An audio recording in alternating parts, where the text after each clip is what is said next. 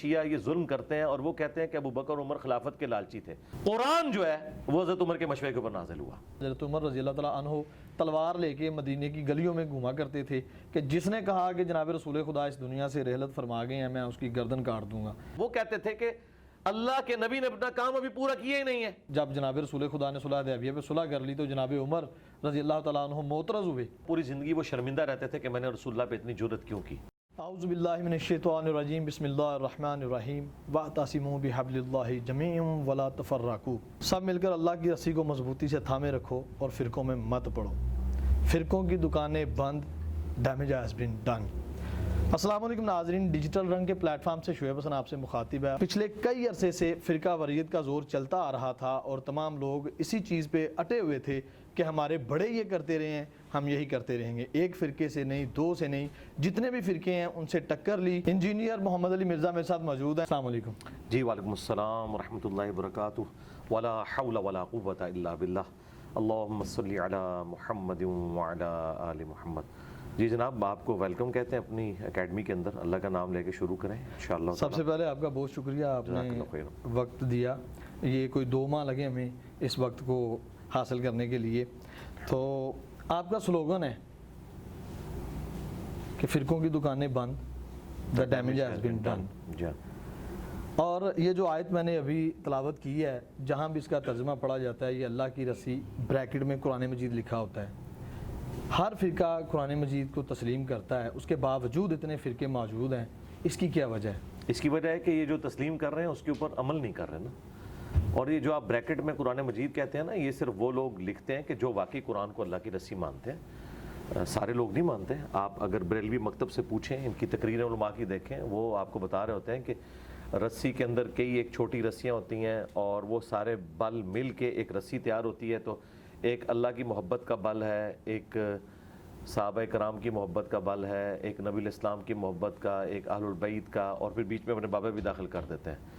اور وہ کہتے ہیں یہ سارے مل کے اللہ کی رسی بناتے ہیں. قرآن کو کہاں ماننے کے لیے تیار ہے؟ یہ قرآن کی بات تو ہم نے آگے کی ہے کہ بھائی صحیح مسلم کے اندر جو غدیر خم کی حدیث ہے، قرآن اور اہل بیت 6225 سے لے کے 6228 تک 4 حدیث، اس میں کہا گیا ہے کہ قرآن اللہ کی رسی ہے.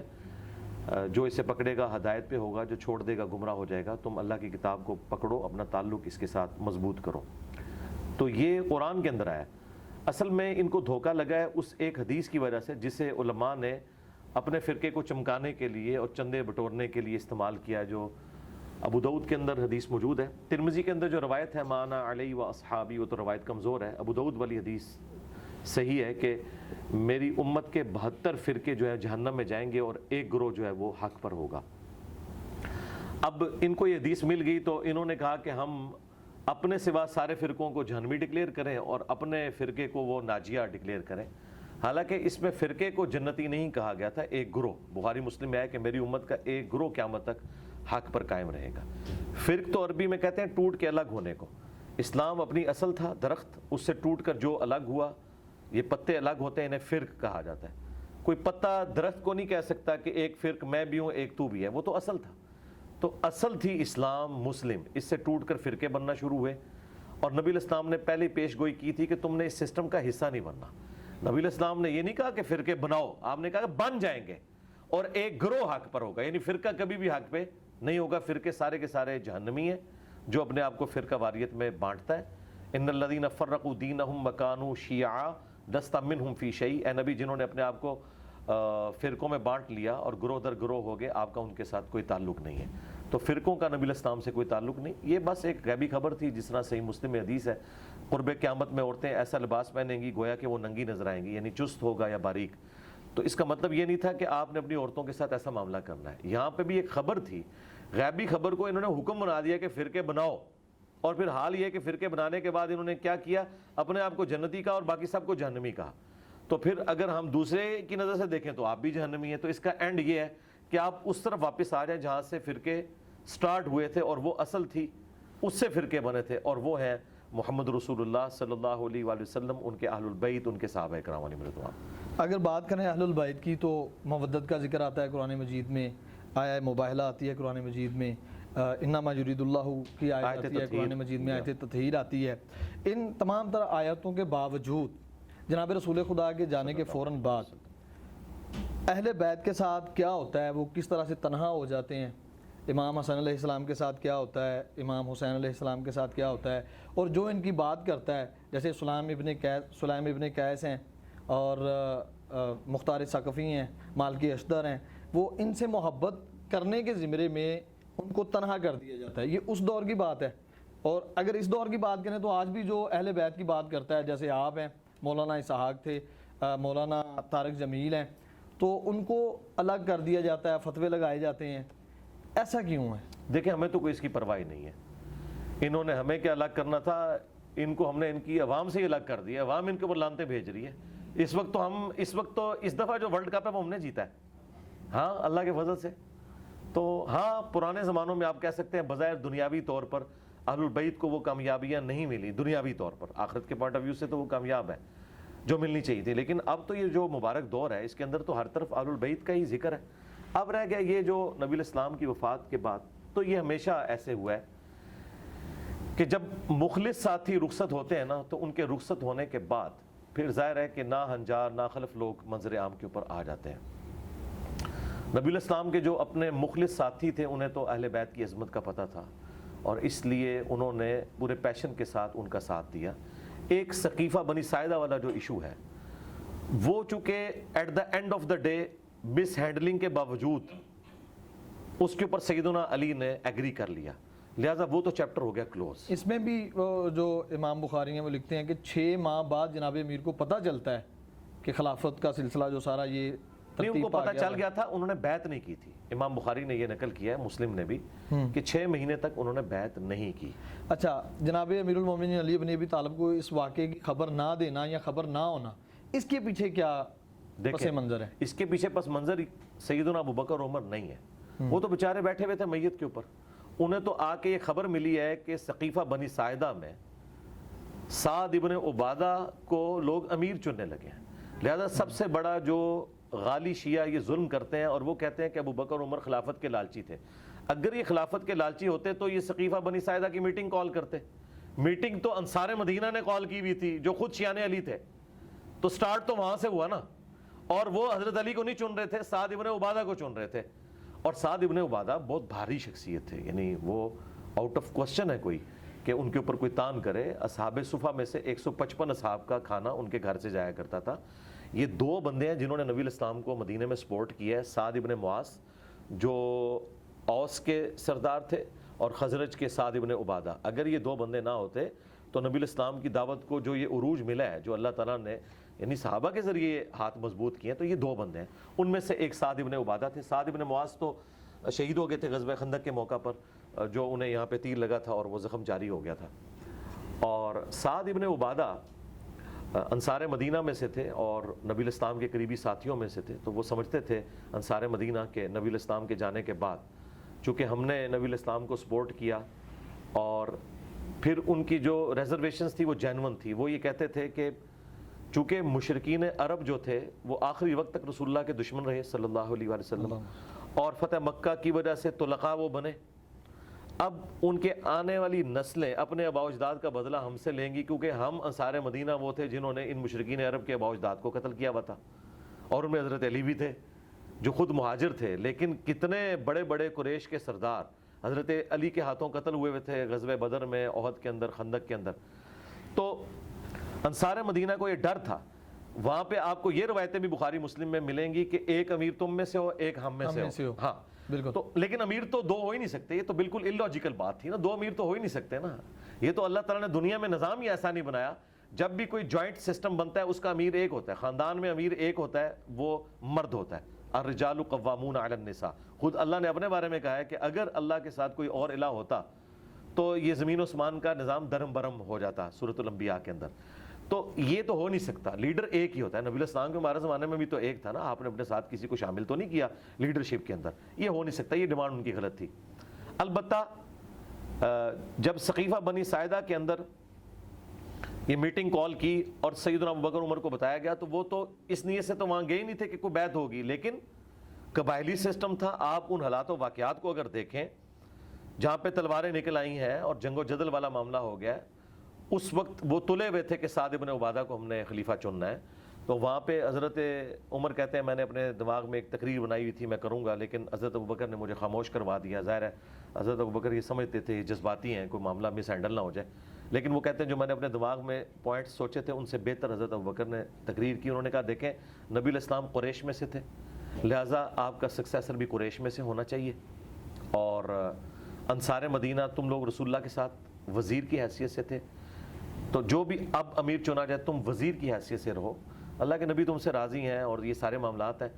اور چونکہ قریش کا قبیلہ ڈومیننٹ ہے، اوس اور خزرج کا وہ مقام نہیں تھا عرب کے اندر جو قریش کا تھا، اور قبائلی سسٹم میں نبی علیہ السلام کو صرف پیغمبر کے طور پر انہوں نے ایکسیپٹ نہیں کیا تھا عرب دنیا نے، بلکہ ایک قبیلے کے سردار کے طور پر بھی۔ اسی لیے آیا نا اذا جاء نصر اللہ والفتح ورأیت الناس يدخلون فی دین اللہ افواجا، وہ جو فوج در فوج لوگ دین میں داخل ہو رہے تھے وہ اس اعتبار سے ہو رہے تھے کہ قریش کے سردار کو غلبہ مل گیا بنو ہاشم میں سے اور ہم نے اس کی اطاعت اختیار کرنی۔ یہ پہلی دفعہ ہوا تھا کہ ایک قبیلہ اتنا ڈومیننٹ ہو گیا، ورنہ تو طوائف الملوک ہی تھی، اس کا فائدہ رومنز اور پرشینز اٹھاتے تھے، اور عرب کے لوگ جو زیادہ جنگجو تھے جن کے اندر زیادہ طاقت تھی، صرف ایک طوائف الملوکی تھی، یہ ایک جھنڈے کے نیچے جمع نہیں تھے، انہیں اپنی طاقت کا اندازہ نہیں تھا کہ اگر ہم اکٹھے ہو جائیں تو یہ رومنز پرشین تو شاہی کوئی نہیں ہے، اور وہ اللہ تعالیٰ نے نبی علیہ السلام کے ذریعے کیا، اور دیکھیں پھر کیسا انہوں نے الٹا، یہ اتنے طاقتور لوگ، ٹف مول کے عادی۔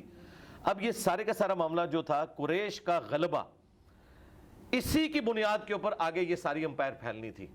تو حضرت ابوبکر نے کہا کہ قریش کے علاوہ اگر کوئی اور سردار ہوا تو یہ تمہیں نہیں چنیں گے، مکہ والے نہیں۔ ظاہر ہے کہ خود قریش مکہ نے نہیں ماننا تھا کہ اوس اور خزرج کی کیا اوقات ہے۔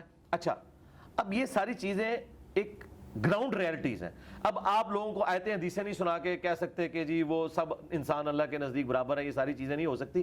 بہرحال اللہ تعالیٰ نے بنو ہاشم کو تو جہان والوں پہ فضیلت دی ہے نا، بنو اسرائیل کو بھی دی، بنو اسماعیل کو بھی، تو قریش مکہ بنو اسماعیل تھے نا، اور ان میں بھی ایک ڈومیننٹ قبیلہ، نبی علیہ السلام کی ایک نسبت تو انہیں حاصل تھی، تو یہ جینون تھا۔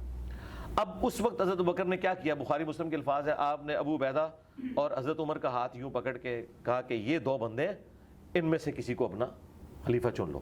اچھا یہ اس وقت کرنا کیوں ضروری تھا؟ آپ کی نظر میں اور میری نظر میں تو یہ ہونا چاہیے تھا کہ اس وقت تھوڑا سا وقفہ لے لیا جاتا، نبی علیہ السلام کی تدفین سے فارغ ہو لیتے اور پھر ایک میٹنگ کال کے معاملات کرتے، لیکن یہ معاملہ اس طرف جانے والا نظر نہیں آ رہا تھا۔ اس وقت کی سچویشن کو وہی بہتر سمجھ سکتے ہیں، اور اس میں مجھ سے پکا لے لیں، امام حسن نے معاویہ بن ابی سفیان کے ہاتھ پہ جو صلح کی ہے، ان کے اپنے ساتھیوں نے کہا کہ اس نے ہمیں ذلیل کروا دیا ہے، لیکن یہ تو امام حسن سمجھ سکتے ہیں، یا میں ان کے اس درد کو سمجھ سکتا ہوں کہ انہیں کس مجبوری میں صلح کرنی پڑی ہے۔ صلح ہی اس وقت بہتر آپشن تھی، ورنہ وہ تو 40,000 کا لشکر لے کے گئے تھے معاویہ سے لڑنے کے لیے، لیکن انہوں نے دیکھا کہ ان کے سردار خرید لیے گئے ہیں اور یہ معاملہ بگڑ جائے گا، تو انہوں نے کہا بھئی بہتر یہ ہے کہ اس معاملے کو میں یہاں پہ ٹھپ کر دوں۔ یہاں پہ تھوڑی یہ پورا مقدمہ ہے، وہ آپ اپنے پاس رکھیں، سوال اینڈ پہ کر لیجئے گا، میں مقدمہ کلیئر کر رہا ہوں، ورنہ ٹیمپو وہ ٹوٹ جائے گا۔ میں آپ کو بتا رہا ہوں کہ آج بیٹھ کے کوئی سچویشن کا اندازہ نہیں کر سکتا جب تک آپ زمانے میں ریورس جا کے وہ سارے حالات دیکھ نہ لیں۔ تو حضرت ابوبکر نے اس وقت یہ ریلائز کیا کہ بھائی اگر اس وقت کوئی ڈیسیژن نہ ہوا تو یہ تلپٹ ہو جائے گا، اور یہ انصار مدینہ کو چنیں گے اور ایک نئی گیم شروع ہو جائے گی، قریش مکہ میں ہی پھوٹ پڑ جائے گی۔ اب اس کا آخری حل یہ ہے کہ ان دو بڑے سرداروں میں سے ایک کو چن لیا جائے، اور انہوں نے کن بندوں کے نام پیش کیے؟ ابو عبیدہ بن جراح، جن کو نبی علیہ السلام نے امین الامت کہا تھا۔ نجران کے جب عیسائی آئے، بخاری میں آئے، وہ مبالغہ تو نہیں ہو سکا تھا، مسلم میں آئے کہ مولا علی، حسن، حسین اور فاطمہ کو لے کے نبی علیہ السلام آئے، لیکن مبالغہ ہوا نہیں کیونکہ کرسچن ریڈی نہیں ہوئے۔ لیکن پھر انہوں نے کہا کہ اگر مبالغہ ہوا تو ہم مارے جائیں گے، اگر یہ جھوٹا نبی ہوا تو پھر ہمیں کوئی ڈر نہیں، تو آپ ہمارے ساتھ کوئی اپنا ایسا قریبی آدمی بھیجیں۔ تو آپ نے فرمایا میں امین الامت تمہاری طرف بھیجوں گا۔ پھر نبی علیہ السلام نے ابو عبیدہ بن جراح کو بھیجا، تو حضرت ابوبکر نے وہ سوٹیبل پرسنالٹیز کے ہاتھ اس طریقے سے کھڑے کیے اور کہا ان میں سے چن لو، لیکن دونوں نے کہا کہ حضرت آپ کے ہوتے ہوئے ہم نہیں کریں گے، کیونکہ نبی علیہ السلام نے آپ کو مسلح پر کھڑا کیا تھا اور اس کی وجہ سے ہم آپ کو خلیفہ چنیں گے، اور چنا۔ انصار مدینہ بھی ایگری کر کے، سعد بن عبادہ اکیلے رہ گئے، ان کے اپنے قبیلے کے لوگ اپنے سردار کو چھوڑ کے حضرت ابوبکر کے اوپر راضی ہو گئے۔ اس سے آپ کو اندازہ ہوگا کہ حضرت ابوبکر کی پرسنالٹی کتنی بڑی تھی، ادروائز وہ پورا قبیلہ چھوڑ دیتا، انہوں نے اپنے سردار کو چھوڑ کے حضرت ابوبکر کی بیعت کر لی۔ اس سے حضرت ابوبکر کی ڈومیننسی نظر آتی ہے، حالانکہ وہ کمزور آدمی تھے یار، بوڑھا آدمی تھا، ایک کوئی پہلوان نہیں تھا، کوئی آپ کو حدیثوں میں نہیں ملے گا کہ انہوں نے بدر میں اتنے بندے قتل کر دیے تھے تو وہ یہ تھے تو وہ تھے، نہیں، ان کی ایک بزرگی، نبی علیہ السلام کے ساتھ قربت، یار غار ہونا، یہ ساری چیزیں، پھر نبی علیہ السلام کے وہ سسر بھی اور ساری قربت، یہ ساری چیزوں کی وجہ سے ان کے اوپر ایگری کر گئے اور وہ بیعت ہو گئی اور پھر وہ سارا معاملہ ہوا۔ حضرت علی کو یہ کلک تھا کہ اس مشورے میں مجھے شامل کرنا چاہیے تھا. 6 مہینے انہوں نے بیعت نہیں کی. 6 مہینے کے بعد بخاری مسلم میں آتا ہے انہوں نے حضرت فاطمہ کی جب وفات ہو گئی انہوں نے حضرت ابوبکر کو پیغام بھیجا اور کہا کہ آپ میرے پاس آئیں اور اپنے ساتھ کسی کو نہیں لے کے آنا. اور وہ راوی کہتا ہے کہ آپ نہیں چاہتے تھے کہ حضرت عمر ساتھ آئیں کیونکہ وہ جذباتی. تو حضرت عمر نے روکا حضرت ابوبکر کو کہ آپ اکیلے نہ جائیں. انہوں نے کہا میں اہل بیت رسول سے کوئی نیگیٹو چیز امید نہیں کرتا, اس سے آپ کو ان کی کمٹمنٹ کا. وہ اکیلے گئے, حالانکہ بہت بڑا رسک تھا اکیلے جانا. اچھا, جبکہ خلافت کا جھگڑا چل رہا ہے. اور دوسرا آپ دیکھیں خلیفہ وقت جو ہے وہ حضرت ابوبکر ہیں. ہونا تو چاہیے تھا وہ کہتے تم میرے دربار میں آؤ, انہیں پتا تھا اس گھر سے ہمیں دین ملا ہے, یہ ہمارے بڑے ہیں. یہ ان کا جانا. پھر حضرت علی جب یہ بات کی کہ آپ کو جو اللہ تعالیٰ نے یہ فضیلت دی اور یہ حالات و واقعات فیوریبل ہوئے, ہمیں کوئی حسد نہیں ہے, لیکن آپ نے ہمیں مشورے میں بھی شامل نہیں کیا. اس پہ حضرت ابوبکر رو پڑے. اس کے بعد حضرت علی نے کہا دیٹس آل, اب میں اعلانیہ آپ کی بیعت کروں گا. زور کے وقت حضرت ابوبکر ممبر پہ چڑھے, حضرت علی کے فضائل بیان کیے. اس کے بعد سیدنا علی چڑھے اور حضرت ابوبکر کے فضائل بیان کیے اور اپنی بیعت نہ کرنے کی وجہ بتائی. انہوں نے بھی بتایا. الٹیمیٹلی یہ سارا پیچ اپ ہو گیا. اور اس کے بعد جتنی جنگیں ہوئی ہیں ان میں تھنک ٹینک کے طور پر حضرت علی کبھی بھی علیحدہ نہیں ہوئے حضرت ابوبکر سے, نہ حضرت عمر سے. سارے معاملات مشورے کے ساتھ چلتے تھے. تو اس وقت ایک معاملہ ہوا, لیکن چونکہ at the end of the day وہ سیٹل ہو گیا. اب سیٹلمنٹ کے بعد ان گڑے مردوں کو اکھاڑنا تب درست ہے جب حضرت علی اس بیعت کے اوپر راضی نہ ہو. جب وہ راضی رہے ہیں, تینوں خلفاء کے ساتھ رہے ہیں. شیعہ کہتے ہیں کہ وہ امت کے مفاد میں رہے, ہم کہتے ہیں دل سے قبول کیا, لیکن اینڈ رزلٹ یہ کہ ساتھ رہے نا, تو تم بھی امت کا مفاد سمجھو نا. اگر مولا علی نے سمجھا ہے تو آج تم اس بنیاد کے اوپر امت کو تو نہ توڑو نا. بنو امیہ کے غلط ایکٹیویٹیز کا ابو بکر اور عمر کے ساتھ کوئی لینا دینا نہیں ہے. حضرت عثمان کے دور میں بھی جو کچھ ہوا اس میں بھی حضرت عثمان حضرت علی کے مشورے کو لے کے چلتے تھے. کہیں کسی جگہ پہ مس ہینڈلنگ ہوئی ہے تو وہاں پہ بھی حضرت علی نے کبھی بھی حضرت عثمان غنی کی خلافت کا انکار نہیں کیا, انہیں اپنے ساتھ لے کے چلے. تو یہ پورے معاملات کو دیکھنا چاہیے, سچویشن کو. جو شیعہ نے اس حوالے سے ہنگامہ کھڑا کیا ہوا ہے نا, یہ بالکل ناحق ہے ان کا, جس ایکسٹریم پہ وہ لے گئے اس مسئلے کو. کیونکہ دیکھیں غیر مسلم بھی یہ تسلیم کر رہے ہیں آج کہ نبی الاسلام کی لیگیسی کو خلفائے راشدین آگے لے کے چلے. اور قرآن میں اللہ کا وعدہ تھا هو الذی ارسل رسولہ بالہدی ودین الحق لیظہرہ علی الدین کلہ. نبی الاسلام کے ذریعے تمام ادیان کے اوپر اس دین کو غالب کرنا تھا. لیکن نبی الاسلام کی مبارک زندگی میں یہ دین تو صرف عرب کی سرزمین میں غالب ہوا ہے, سارے ادیان پہ تو غالب نہیں ہوا. رومنز اور پرشینز کے اوپر تو خلفائے راشدین کے دور میں ہوا ہے. تو خلفائے راشدین کی جو فتوحات ہیں یہ نبی الاسلام کی اس دعوت کی کنٹینیوشن ہے. اللہ تعالیٰ نے ان کے ذریعے اتنا بڑا کام دیا کہ دیکھیں نبی الاسلام کی وفات کے وقت ہزاروں لوگ جب مرتد ہو گئے اور صحابہ کرام کی تعداد کم رہ گئی ہے, تب بھی وہ دلیری کے ساتھ لڑے ہیں. اور اللہ نے نہ صرف عرب پہ ان کو غلبہ دیا ہے, جھوٹے پیغمبروں کے اوپر غلبہ دیا ہے, منکرین زکوٰۃ کے اوپر غلبہ دیا ہے, الٹا سپر پاور سے ٹکرا گئے. یہ تو اس طریقے سے ہے کہ میں ایک محلے کی ٹیم بناؤں اور آپ کو پتا چلے کہ اگلا ورلڈ کپ اس نے جیت لیا ہے, تو یہ غیر معمولی واقعی ہو سکتا ہے نا. تو یہ اللہ تعالیٰ کی غیبی تائید تھی. باقی جو مسئلے مس ہینڈل ہوئے وہ زیادہ بگڑے ہیں بنو امیہ کی وجہ سے. جب انہوں نے ممبروں پہ سب و شتم شروع کیا اور یہاں پہ شیعان علی کے اندر پھر ایک غم کی کیفیت آئی اور پھر وہ ان کو جلانے کے لیے اوپر تک چلے گئے. اور یہ ہوتا ہے, یعنی عمل کا جو رد عمل ہے یہ اس طرح ہوا ہے. اب اس ساری جو گفتگو آپ نے کی ہے میرے ذہن میں 4 سے 5 کویسچن ہیں. جی کریں ترتیب سے, نہیں ترتیب سے کریں, ترتیب سے. سب سے پہلے جناب ابو بکر اور حضرت عمر رضی اللہ تعالیٰ عنہما کا ادھر جانا. ایک اور روایت بیان کی جاتی ہے کہ حضرت عمر رضی اللہ تعالیٰ عنہ تلوار لے کے مدینے کی گلیوں میں گھوما کرتے تھے کہ جس نے کہا کہ جناب رسول خدا اس دنیا سے رحلت فرما گئے ہیں میں اس کی گردن کاٹ دوں گا. یہ ان کی کیفیت وہ خلافت والے وہ جو بنو سعدہ ثقیفہ میں واقعہ ہوا اس سے پہلے ہوئی کہ اس سے بعد؟ نہیں, اس سے پہلے تھی یہ کیفیت. یہ گلیوں میں نہیں گھومتے تھے, وہ صرف مسجد نبوی میں ایک ایکٹیویٹی پرفارم کی اور یہ کیفیت ان پہ چند منٹ کے لیے طاری ہوئی ہے بس. اور پھر آپ نے کہا اور وہ ختم ہوگی. وہ بخاری میں الفاظ ہے جب حضرت ابوبکر نے خطبہ دیا نا, انک میت و انہم میتون آیت پڑھی, وما محمد الا رسول قد خلت من قبلہ الرسل یہ پڑھی, اور پھر خطبہ دیا من کان یعبد محمدا فان محمدا قد مات. جو محمد کی عبادت کرتا تھا جان لے محمد مر چکے, اور جو اللہ کی عبادت کرتا ہے وہ جان لے کہ اللہ کو موت نہیں کبھی آئے گی. اس کے بعد بخاری کے الفاظ ہیں کہ ابو بکر سے جب میں نے آیات اور یہ خطبہ سنا تو میرے پاؤں میرے جسم کا بوجھ نہیں اٹھا سکے, وہ نیچے گر پڑے اور کہتے ہیں مجھے یقین آ گیا کہ آپ نبی علیہ السلام دنیا سے چلے گئے. تو یہ وقتی کیفیت تھی, گلیوں میں کوئی نہیں گھومتے تھے. یہ اہمی لوگوں نے آگے سفریں لگا دی ہیں, 10 ہوتا ہے اور صفرے لگا کے بہت بڑی میں کر دیں گا وہ نہیں وقتی طور پہ تھی. اگر یہ بات مانی جائے تو پھر کیا نعوذ باللہ ان کا ذہنی توازن بگڑ گیا تھا؟ نہیں, ایک وقتی کیفیت تھی جو ان کے اوپر طاری ہوئی. اچھا وہ کیفیت یہ نہیں تھی کہ وہ یہ نہیں مانتے تھے کہ نبی نے مرنا نہیں ہے, انہیں پتا تھا کہ ہر انسان کو موت ہے. بے شک ان کو یہ تھا یہ قرآن میں آیا نا کہ اللہ نے اس دین کو غالب کرنا ہے. وہ کہتے تھے کہ اللہ کے نبی نے اپنا کام ابھی پورا کیا ہی نہیں ہے. ان کے یہ دماغ میں نہیں تھا یہ کام اللہ نے بعد میں پورا کروانا ہے تاکہ اللہ تعالیٰ غیر مسلموں کے اوپر بھی یہ ثابت کرے کہ خلفۂ راشدین کے پیچھے, نبی الاسلام کی دعوت کے پیچھے اللہ کھڑا ہے. اگر نبی دنیا میں نہیں رہے تب بھی یہ دعوت آگے چلے گی. اور وہ لوگ جو خلفۂ راشدین سے بغض رکھتے ہیں ان کے اوپر بھی یہ حق کھلے کہ اللہ تعالیٰ نے انہیں دین کے کام کے لیے چنا. تو وہ یہ کہتے تھے کہ جس طرح موسیٰ علیہ السلام 40 دن کے لیے کوہ طور پہ گئے اور پھر واپس آ گئے تھے, نبی علیہ السلام ڈورمنٹ پوزیشن میں گئے, یہ واپس آ جائیں گے.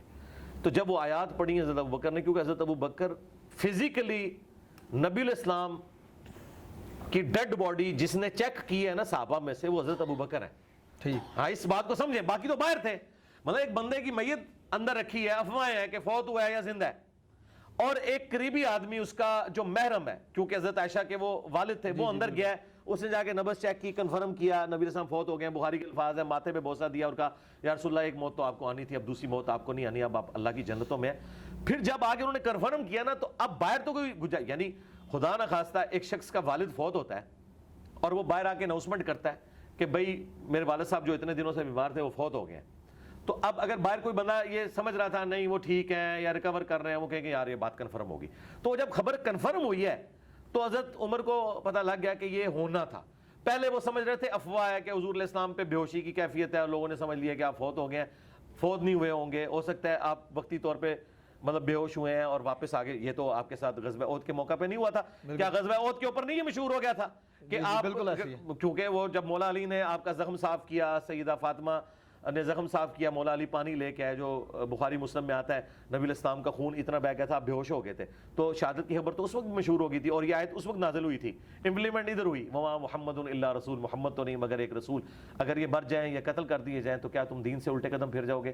اچھا بخاری کے الفاظ ہیں کہ صحابہ کرام کہتے ہیں کہ جب یہ آیت حضرت ابوبکر نے پڑھی تو ہمیں لگا یہ آیت ابھی نازل ہوئی ہے. یعنی آیت اتنی پرانی تھی, 8 سال پرانی, لیکن اس کی امپلیمنٹیشن اس وقت ہوئی. صحابہ کو صبر دینے والی یہی آیت تھی کہ محمد بھی ایک رسول ہے, انہوں نے بھی دنیا سے جانا ہے, کیا دین تم چھوڑ دو گے؟ اور بخاری کے الفاظ ہیں کہ پھر کتنے دن تک صحابہ کرام جب ایک دوسرے کو ملتے تھے تو یہی آیت پڑھتے تھے, ایک دوسرے کو ڈھار, جس ہم کسی کا افسوس کرتے ہیں نا, تو افسوس ان کا ہی ہوتا تھا وما محمد الا رسول قد خلت من قبلہ رسل.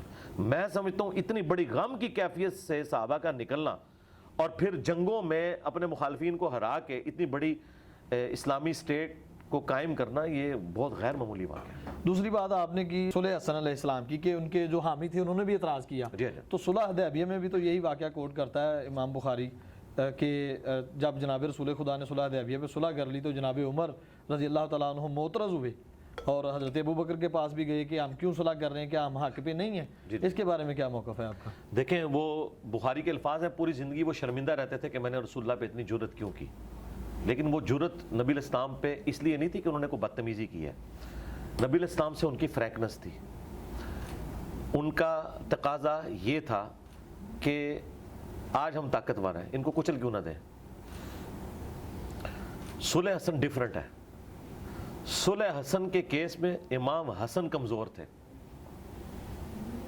اور امیر شام طاقتور تھے کیونکہ انہوں نے ان کے گورنر خرید لیے ہوئے تھے.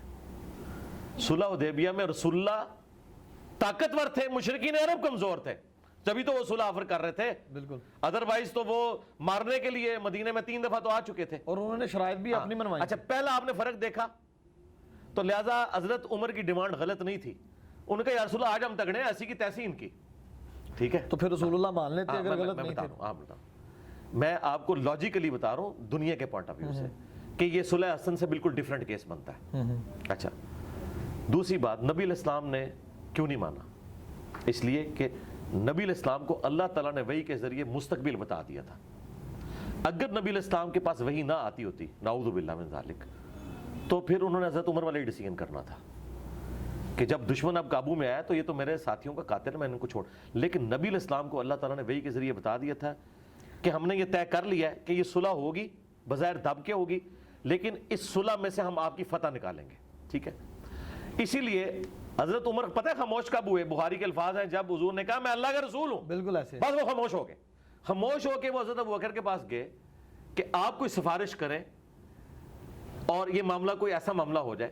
نبی علیہ السلام نے انہیں یہ نہیں کہا کہ مجھے وحی آئی ہے, اگر وہ کہتے ہیں مجھے وحی آئی ہے تو حضرت عمر کی کیا جرت تھی؟ انہیں کہا میں اللہ کا رسول ہوں, یعنی میں ویژن رکھتا ہوں. پھر حضرت ابوبکر نے اللہ کا رسول ہوں کا ترجمہ انہیں سمجھایا کہ بھائی وہ اللہ کے رسول ہیں, یہ وحی کے ساتھ ہو رہا ہوگا. پھر کہتے ہیں مجھے اپنی شرمندگی پہ پوری زندگی غم ہے کہ میں نے یہ جرت کیوں کی. میں کہتا ہوں کہ جو میری نیچر ہے نا, جو حضرت عمر نے کیا نا, میں بھی حضور کو اس وقت یہی کہتا کہ یا رسول اللہ منڈو انہوں ایسی تیسی. اور دیکھیں ابھی میں آپ کو اس میں ایک اور ثبوت دیتا ہوں. ایک اور جگہ تو حضرت عمر ٹھیک نکلا ہے, غزوہ بدر کے قیدیوں میں. اب آپ کیا کہیں گے؟ ہاں یہ تو قرآن میں آیا ہے. دیکھیں نا, میں آپ کو پھکا دے رہا ہوں, یہ پھکی سے بھی اگلی چیز ہے. سورۃ الانفال کی آیت نمبر 68 اور 69 میں آیا ہے کہ اگر وہ پہلے آیات نازل نہ ہوئی ہوتی جو تم نے غزوہ بدر کے قیدی چھوڑے, ہم تمہیں عذاب دیتے. یہ اتنے سخت الفاظ ہیں رسول اللہ صلی اللہ علیہ وآلہ وسلم کے بارے میں کہ تمہیں عذاب دیا جاتا تم نے یہ قیدی کو چھوڑے. اور بخاری میں ہے کہ حضرت بخاری اور مسلم دونوں میں, مسلم میں ذرا تفصیل کے ساتھ ہے, حضرت عمر نے مشورہ دیا تھا کہ ان کو قتل کیا جائے. قرآن جو ہے وہ حضرت عمر کے مشورے کے اوپر نازل ہوا. اب وہاں پہ تو حضرت عمر کا مشورہ ٹھیک نکل آیا. اگر یہی باتیں ہم تشیع کی طرف سے دیکھیں جناب امیر کے بارے میں, تو وہ غلو کے زمرے میں گنی جاتی ہیں کہ یہ غلو کرتے ہیں, جناب علی کو بڑھا چڑھا کر پیش کرتے ہیں. پھیلانا نہیں ہے, میں آپ کو لاجیکل ڈسکشن کر رہا ہوں. شیعہ کا کہتے ہیں, سنی کا کہتے ہیں, میں کسی کا ادھر ٹھیکیدار نہیں ہوں. جہاں شیعہ غلط ہوں گے میں انہیں غلط کہوں گا, جہاں سنی غلط ہوں گے میں غلط کہوں گا. میں نے پہلے جملے میں بولا کہ حضرت عمر کی جرت تھی, وہ خود بھی شرمندہ تھے, لیکن ایک اور جگہ انہوں نے جرت کی, وہ کامیاب ہو گئی. یہ ان کی نبی علیہ السلام کے ساتھ ایک فریکنس, ان کی طبیعت کا تقاضا تھا کہ انہوں نے ایسا کیا.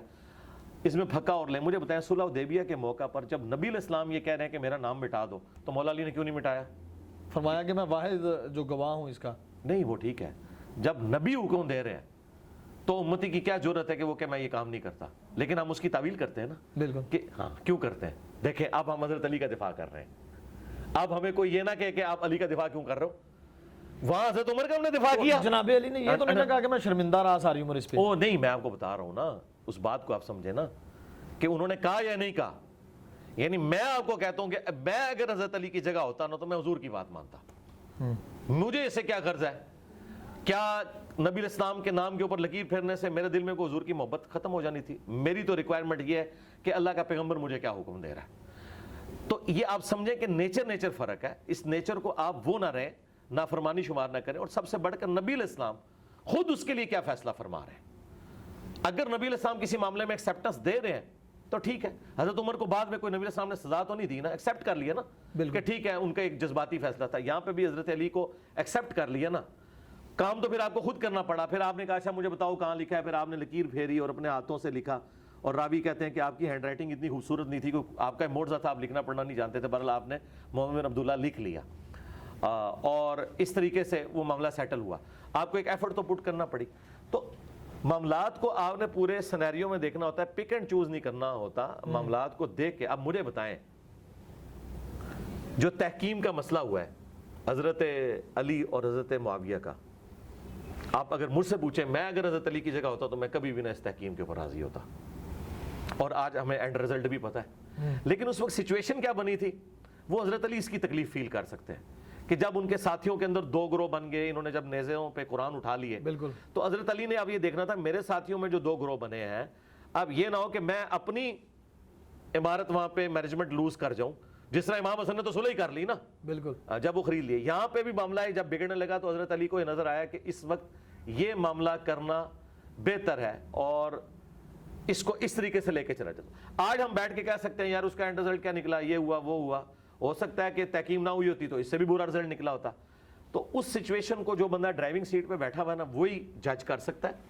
اور نبی کے علاوہ جو بھی ججمنٹ دیتا ہے نا, وہ صحیح بھی ہو سکتی ہے, غلط بھی ہو سکتی ہے. حضرت علی کی جو ایکسٹراڈنری کوالٹیز ہیں, ان کی کمپیٹنسیز ہیں, اور اتنا بڑا پیریڈ آپ کو مل جاتا, ٹھیک ہے. لیکن یہ تو سوچنے کا ایک پہلو ہے نا. دوسرا پہلو یہ کہ بنو امیہ تو ہے, پتہ نہیں سازشیں کر کے, جس طرح حضرت عمر فاروق قتل ہو گئے مغیرہ ابن شعبہ کے غلام کے ہاتھوں, ہو سکتا ہے حضرت علی کو وہ چوتھے دن ہی مار دیتے. یہ بھی تو ہو سکتا تھا نا, یہ تو اللہ کو پتا نا کہ کیا ہونے والا تھا. ہاں, اور پھر دوسری بات, نبی علیہ السلام نے حضرت علی کو بتایا تھا کہ تم نے میری ڈیوٹی پوری کرنی ہے, میں نے کافروں کے خلاف جنگ کی تھی, تم نے مسلمانوں کے خلاف کرنی ہے, اور امت کو بتانا ہے کہ مسلمانوں کے ساتھ ڈیل کیسے کرنا ہے. جب مسلمانوں سے جنگ ہوگی تو ان کی عورتیں لونڈیاں نہیں بنائی جائیں گی. ٹھیک ہے, یہ ساری کی ساری مسلمانوں کی آپس کی جو جنگ جو قرآن میں ہے, جب مسلمانوں کا گروہ باغی ہو ان سے قتال کرو, یہ سارے احکامات ہم نے مولا علی سے سیکھے ہیں. جنگ جمل صفین نہروان نہ ہوتی تو امت کو نہیں پتا تھا کہ مسلمان کی جب مسلمان سے جنگ ہو تو آپ نے کیا اس میں سے نکالنا ہے. ٹھیک ہے, ابھی تک جتنی جنگیں ہو رہی تھیں وہ ایکسٹریم ہو رہی تھیں, یعنی کفر کے لیول تک. منکرین زکوٰۃ بھی اگرچہ مسلمان تھے, لیکن جب انہوں نے زکوٰۃ کی اس فرضیت کا انکار کیا تو ایک کفر تو انہوں نے کر دیا جس کی وجہ سے صحابہ کرام کو یہ کرنا پڑا. تو حضرت علی کی ڈیوٹی نبی السلام نے جب لگائی تھی اسی وقت انہوں نے وہ کام کرنا تھا. تو میرا خیال ہے جنگ جمل صفین کی جو پیش گوئیاں ہیں اہل سنت کی کتابوں میں اور شیعہ کی کتابوں میں, یہ خود ثبوت ہے کہ حضرت علی کو چوتھا خلیفہ ہی ہونا چاہیے تھا, کیونکہ اسی زمانے میں وہ جنگیں آئی ہیں نا, پہلے خلیفہ کے زمانے میں تو نہیں آئی ہیں. تو میرے خیال ہے یہ سارے کا سارا سسٹم فٹ ان بیٹھتا ہے. لیکن آپ دیکھیں صحیح بخاری میں ایک حدیث ہے 6830, حضرت عمر نے اپنے آخری حج کے دوران, آپ کو منی میں کسی نے آ کے بتایا کہ لوگ کہہ رہے ہیں کہ جب عمر مر جائے گا تو ہم فلاں شخص کو اپنا خلیفہ چن لیں گے. تو حضرت عمر کو اتنا غصہ آیا, انہوں نے کہا میں آج یہیں پہ ایک خطبہ دوں گا کہ مسلمانوں کے مشورے کے بغیر یہ خلیفہ چن رہے ہیں. تو عبد الرحمن بن عوف نے کہا کہ حضرت آپ نا یہاں ایسا نہ کریں, ساروں تک یہ بات نہیں پہنچی ہوئی, آپ مدینے جا کے خطبہ دیں. پھر مدینے جا کے انہوں نے خطبہ دیا, اور عبداللہ ابن عباس کہتے ہیں کہ میرا گھٹنا ممبر کے ساتھ لگا ہوا تھا, اور میں ساتھیوں کو کہہ رہا تھا آج حضرت عمر نے بڑی سخت گفتگو کرنی ہے, اور یہ ان کا آخری خطبہ تھا حضرت عمر کا. تو انہوں نے کہا کہ دیکھو یہ لوگ مشورہ کر رہے ہیں اور پلی لے رہے ہیں حضرت ابو بکر کی خلافت کی, کہ حضرت ابو بکر کو بھی تو اچانک خلیفہ چن لیا گیا تھا مسلمانوں کے مشورے کے بغیر. حضرت عمر نے خود مانا ہے. دیکھیں کہتا ہے دلیر بندہ جو ہے کتنا, جو میں پنجابی میں حضرت عمر کے لیے اپنے لیے بات کرتا ہوں, منہ پھٹ ہوتا ہے. ٹھیک ہے, حالانکہ حضرت ابو بکر کی وجہ سے حضرت عمر خلیفہ بنے ہوئے تھے, لیکن انہوں نے کوئی آر محسوس, ان کا یہ بات ٹھیک ہے کہ حضرت ابو بکر کی خلافت ایک کیٹاسٹرافک کنڈیشن میں ہو گئی تھی.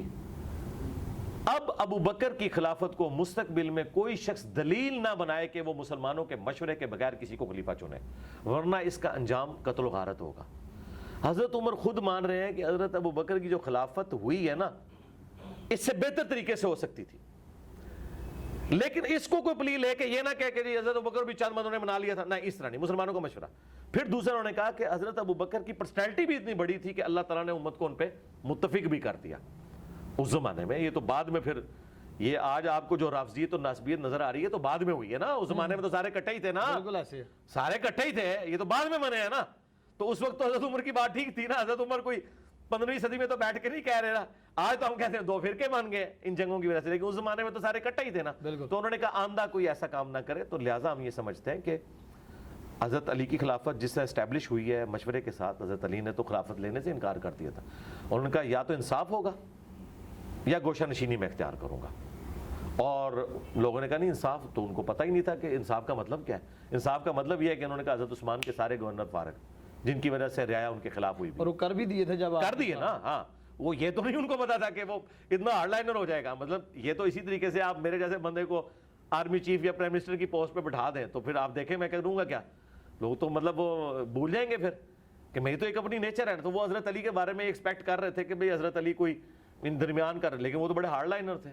اس وقت انہوں نے کہہ دیا کہ ٹھیک ہے جی حضرت, ان کا پھر لو پھر پہلا ڈیسیجن ہے, پہلے ہی چھکا مار دیتا. اچھا, جناب ابو بکر کا خلیفہ منتخب ہونا, اس کے بعد جناب عمر کو وہ ڈائریکٹ سلیکٹ کرتے ہیں؟ نہیں, ڈائریکٹ نہیں سلیکٹ کیا, یہ بالکل جھوٹ ہے. اچھا, ہاں یہ بالکل جھوٹ ہے. مشورہ ہوا جی, مشورہ ہوا ہے. کتنے دن تک مشورہ رہا ہے. حضرت ابو بکر اچانک فوت نہیں ہوئے, بیمار ہوئے ہیں.